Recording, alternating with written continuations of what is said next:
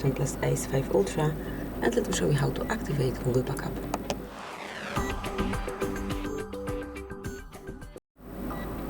So at first, open the settings, then find and select System and Update, and here you will notice Backup and Reset. Click to enroll, and in this panel you can smoothly activate your backup.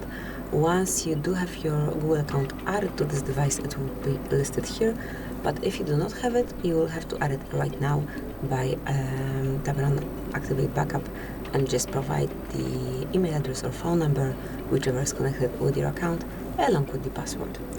In my case, let me just mark Backup, and now select info that you wish to backup.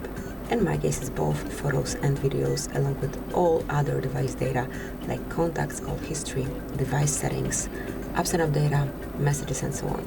Then just mark confirm, and if you want to manage your backup, click on manage backup.